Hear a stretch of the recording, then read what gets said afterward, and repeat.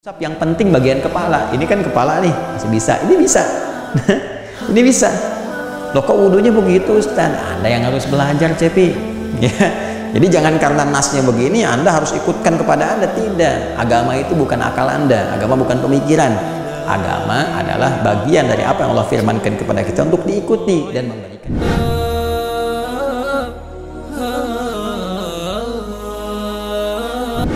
Apa hikmahnya di sini membasuh kepala menggunakan ba? Allahu Akbar. Dan Allah yang maha mengetahui, maha rahman tentang keadaan hambanya.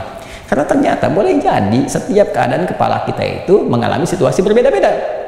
Ya, kalau kita nampak dalam keadaan yang umum sifatnya, nggak ada persoalan misalnya, mohon maaf, yang menimpa perempuan misalnya kan ketika akan berwudu tempatnya bisa terbuka untuk perempuan saja, ya tidak harus khawatir terbuka aurat dan sebagainya, atau laki-laki pada umumnya nggak ada masalah, nggak ada luka di bagian kepalanya, maka kita bisa basuh teman-teman sekalian dan arahkan basuhan ini untuk usapan, ya ambil airnya kemudian kita usapkan, percikan, ambil untuk mengusap, maka kita bisa usapkan keseluruhannya. Mohon izin ya, saya buka misalnya ya. Nah, bismillah, jadi saya simpan dulu. Nah, jadi kita bisa ambil airnya, kemudian kita percikan dari sini. Ya, kita usapkan dari bagian depan sini, ya sampai dengan ke belakang sini, ya, bagian kepala. Lalu kita kembalikan lagi ke depan. Nah, kurang lebih demikian, ya. Ambil, percikan, kemudian bagian depan sini, nah ke belakang sini, bagian kepala, ya, dibalikan lagi ke depan sini. Jelas ya? Nah, itu mengusap. Baik, nanti ada di riwayat lain bisa langsung ke telinga, ya. Tapi nanti itu kita ambil pokoknya dulu. Nanti kalau kita sempurnakan di akhir tambah dengan sunnah. Nah, ini kalau tidak ada persoalan. Nah, kalau sekiranya ada persoalan, misal qadarullah, ya, qadarullah ada ujian misalnya kan, ada satu penyakit di kepala, ya ada sakit tertentu yang nggak boleh kena air misalnya. Nah, maka ba ini sangat berperan. Ya, jangan langsung tayamum, ba sangat berperan. Anda bisa ambil airnya, percikan sedikit, lalu kemudian Anda usapkan ke bagian yang tidak harus terkena luka, yang masih boleh terkena air. Ya, maka misalnya bisa menggunakan bagian yang terbatas dulu. Kalau memungkinkan bagian terbatas dari sini sampai ke ubun-ubun di sini. Ya, jadi Anda usap di sini sampai ke sini. Itu sah. Ya, itu sah. Jadi sampai sini. Nah, ini bagian pertama. Ya, jadi at-tabi'in ma'al hudud, ya ma'al had. Jadi diusapkan sampai batas di sini. Ya, kalaupun di sini ada persoalan misalnya, ya di sini kena misalnya kan karena ada musibah tertentu di kepala, nggak boleh kena air bagian ininya, maka berlaku at-tabi'in min dunil hudud, ya sebagian tanpa batasan. Maka Anda bisa misalnya usap yang penting bagian kepala. Ini kan kepala nih, masih bisa. Ini bisa. Ini bisa. Loh kok wudhunya begitu Ustaz? Anda yang harus belajar, Cepi. Ya. Jadi jangan karena nasnya begini Anda harus ikutkan kepada Anda. Tidak. Agama itu bukan akal Anda. Agama bukan pemikiran. Agama adalah bagian dari apa yang Allah firmankan kepada kita untuk diikuti dan memberikan kemudahan. Ya, agama datang untuk memberikan kemudahan, tapi bukan untuk dimudah-mudahkan dan bukan untuk mempersulit keadaan diri kita. Jadi kalau kita melihat orang yang wudhunya misalnya begini, ya ini yang diusap begini atau ini diusap, ini husnudzon, oh mungkin di kepalanya ada luka atau ada apa sehingga dia mengusap yang lain. Jangan Anda katakan aliran lain tuh bid'ah tuh. Bukan di situ bid'ahnya, Anda yang belum tahu ilmunya. Ya, maka penting kita untuk belajar. Termasuk akhwat misalnya. Ya, akhwat. Kalau akhwat itu perempuan. Ya, kalau laki-laki ikhwan. Baik ya, kalau laki-laki ikhwan. Jadi jangan sampai para akhwat siap. Oh, itu laki-laki, ya. Jadi laki-laki ikhwan. Kalau digabungkan laki-laki dengan perempuan ikhwah, ya. Nah, kan akhwat pakai kerudung kan? Nah, di kerudung kadang-kadang ada satu kondisi situasi yang ketika dia akan berwudu misalnya, mohon izin, mohon maaf ya ada kondisinya yang nggak terbuka sepenuhnya atau nggak bisa buka kerudung sepenuhnya gitu kan. Nah, Anda bisa mengambil bagian airnya kemudian diusapkan bagian kepala di sini. Ya, itu sah hukumnya. Itu sah hukumnya. Ya, misal kalau di pesawat agak kesulitan dibuka semuanya gitu kan, tapi ini bisa disingkap di dalam karena sendirian, tapi ini sulit bisa. Ya, ini untuk dibasuh kemudian bagian kepala cukup begini. Ya. Nah, ingat ini namanya masaha. Kalau nggak salah ambil air tumpahkan di kerudung begini, repot kan? Makanya indahnya Allah menggunakan kata masahu bi ru'usikum dan usap, ya dari bagian kepala itu. Paham sampai sini?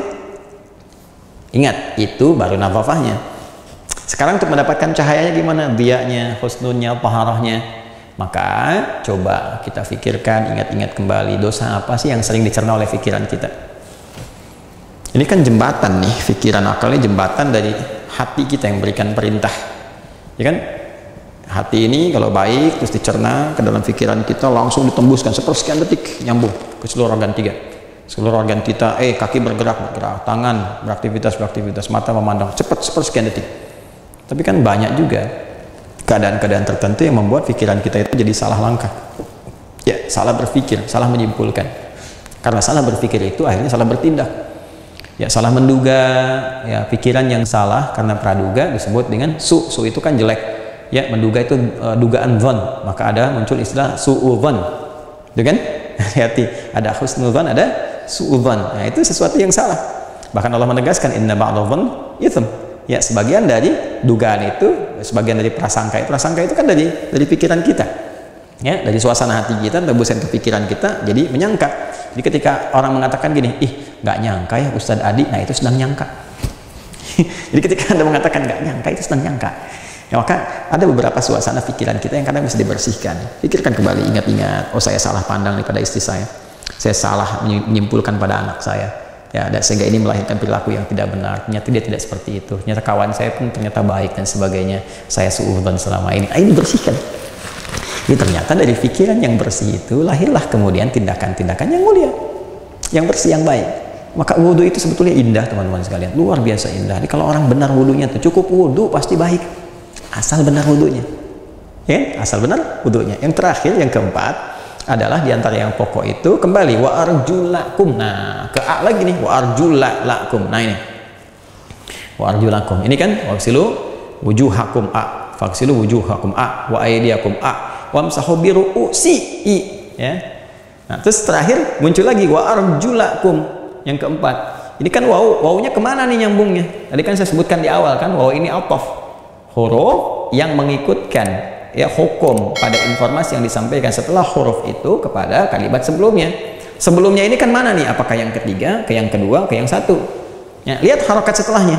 Jadi setelah huruf waw ini ada kalimat, lihat harokat sebelum akhirnya. Kalau ini kan kata ganti kum itu. Ya, lihat wa arjula. Nah, karena inilah maka ikutnya ke sebelumnya sama dengan yang dua. Berarti ikut ke yang satu ke sini. Fagsilu. Kalau ini wa arjulikum berarti ikut ke sini. Nah, karena inilah berarti hukum untuk membasuh kaki, arjul, ya, jamak dari kata rijlun, kaki.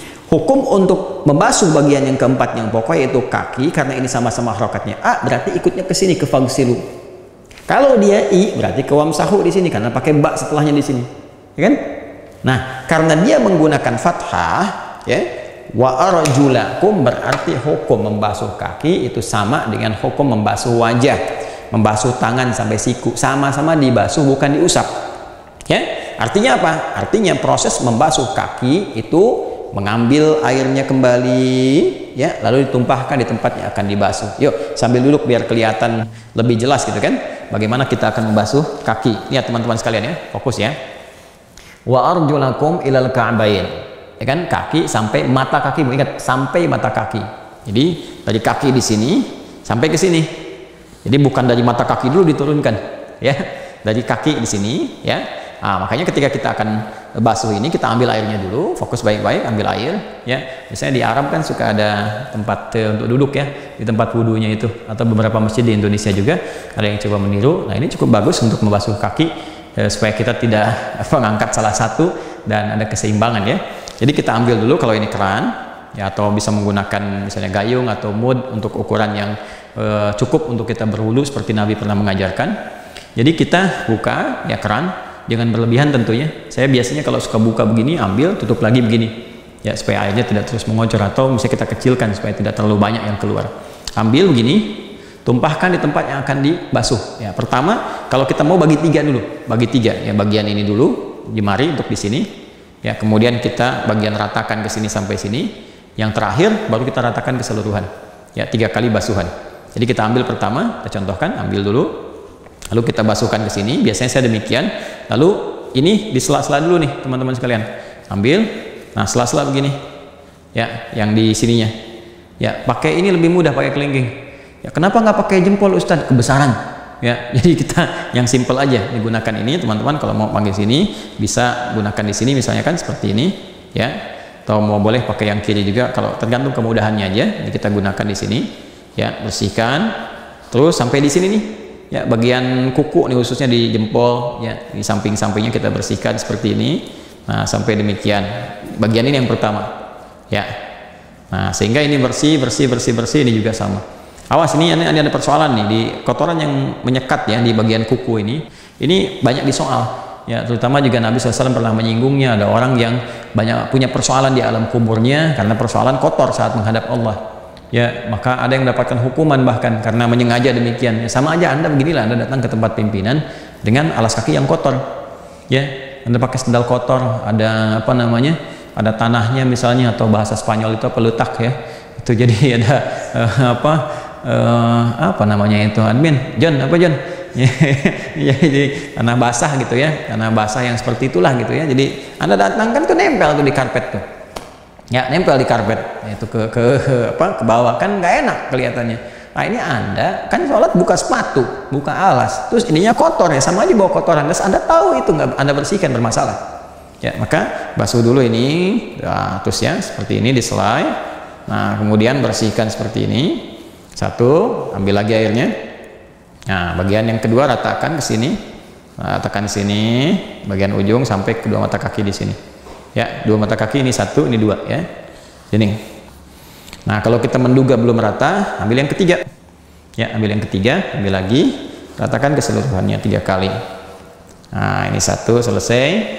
Kemudian baru pindah ke yang sebelah kirinya. Nah, ini teman-teman sekalian, penting untuk diketahui. Ingat baik-baik ya. Ingat baik-baik. Bahwa sifat yang tadi itu taharah harus ada. Jadi bukan sekedar bersih kotoran di luarnya. Kita harus merasakan, ini kaki dipakai langkah kemana aja. Ya, melangkah kemana saja. Ingat-ingat tuh, ada yang mungkin sebelum kita wudhu ada sesuatu yang salah, langkah yang keliru gitu kan. Nah, itu kita minta kepada Allah supaya kaki kita dibimbing. Ya, kita bertobat, mohon kepada Allah supaya kaki ini diperbaiki langkahnya, jatuh kotoran-kotorannya kan, kharajat khotoyahu, jadi keluar kotoran-kotoran dan dosa-dosanya sehingga diampuni. Kalau ini wajahnya bersih, kemudian tidak mengandung dosa lagi, tangannya bersih, nggak mengandung dosa, sampai kepala pikiran bersih, kaki bersih, demi Allah saya katakan jadi orang baik. Jadi orang baik, dan kita rindu kebaikan-kebaikan itu. Ya, orang yang tinggi kedudukan, banyak harta itu udah banyak ya. Udah banyak, yang pintar-pintar banyak. Kita kekurangan orang baik saat ini, kekurangan orang baik. Ya, banyak orang pintar, tapi karena nggak baik, maka kepintarannya digunakan pada yang tidak baik. Itu yang kita sesalkan. Maka kita harus ya bergerak lebih jauh lagi, jangan berhenti di penyesalan, tapi kita memperbaiki keadaan diri kita dan mendoakan orang lain supaya lebih baik.